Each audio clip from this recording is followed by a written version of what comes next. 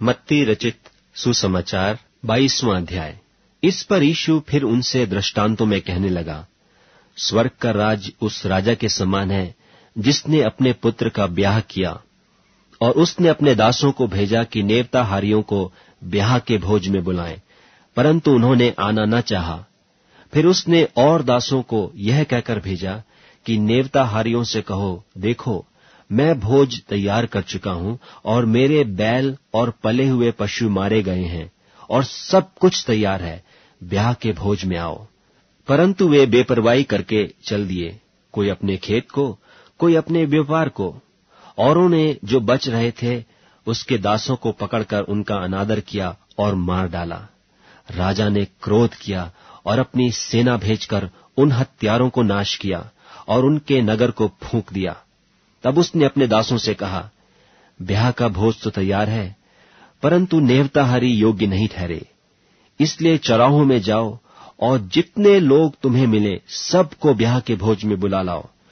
सो उन दासों ने सड़कों पर जाकर क्या बुरे क्या भले जितने मिले सबको इकट्ठे किया, और ब्याह का घर जेवनहारों से भर गया। जब राजा जेवनहारों के देखने को भीतर आया तो उसने वहां एक मनुष्य को देखा जो ब्याह का वस्त्र नहीं पहने था। उसने उससे पूछा, हे मित्र, तू ब्याह का वस्त्र पहने बिना यहां क्यों आ गया?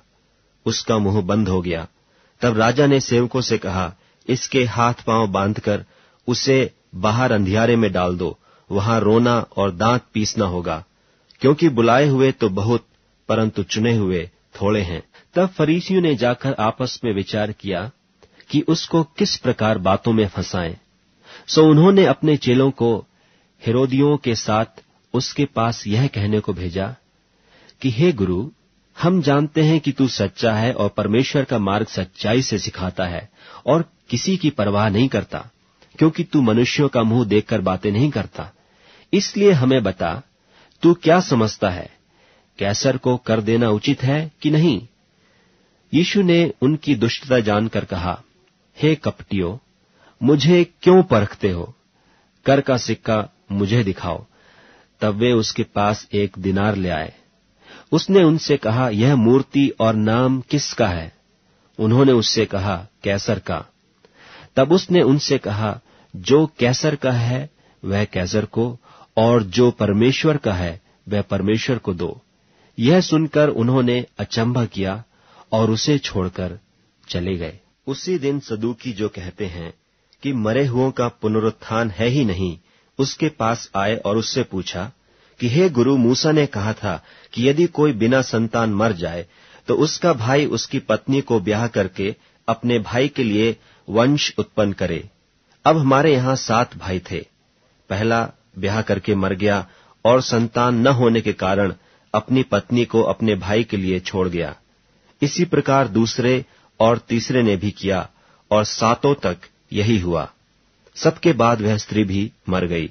सो जी उठने पर वह उन 7 में से किसकी पत्नी होगी, क्योंकि वह सब की पत्नी हो चुकी थी। यीशु ने उन्हें उत्तर दिया कि तुम पवित्र शास्त्र और परमेश्वर की सामर्थ नहीं जानते, इस कारण भूल में पड़ गए हो। क्योंकि जी उठने पर ब्याह शादी न होगी, परंतु वे स्वर्ग में परमेश्वर के दूतों की नाई होंगे। परंतु मरे हुओं के जी उठने के विषय में क्या तुमने यह वचन नहीं पढ़ा जो परमेश्वर ने तुमसे कहा कि मैं इब्राहिम का परमेश्वर और इसहाक का परमेश्वर और याकूब का परमेश्वर हूं? वह तो मरे हुओं का नहीं, परंतु जीवितों का परमेश्वर है। यह सुनकर लोग उसके उपदेश से चकित हुए। जब फरीसियों ने सुना कि उसने सदूकियों का मुंह बंद कर दिया, तो वे इकट्ठे हुए, और उनमें से एक व्यवस्थापक ने परखने के लिए उससे पूछा, हे गुरु, व्यवस्था में कौन सी आज्ञा बड़ी है? उसने उससे कहा, तू परमेश्वर अपने प्रभु से अपने सारे मन और अपने सारे प्राण और अपनी सारी बुद्धि के साथ प्रेम रख। बड़ी और मुख्य आज्ञा तो यही है, और उसी के समान यह दूसरी भी है कि तू अपने पड़ोसी से अपने समान प्रेम रख। ये ही 2 आज्ञाएं सारी व्यवस्था और भविष्यद्वक्ताओं का आधार हैं। जब फरीसी इकट्ठे थे तो यीशु ने उनसे पूछा कि मसीह के विषय में तुम क्या समझते हो? वह किसका संतान है? उन्होंने उससे कहा, दाऊद का। उसने उनसे पूछा तो दाऊद आत्मा में होकर उससे प्रभु क्यों कहता है कि प्रभु ने मेरे प्रभु से कहा, मेरे दाहिने बैठ, जब तक कि मैं तेरे बैरियों को तेरे पांवों के नीचे न कर दूं।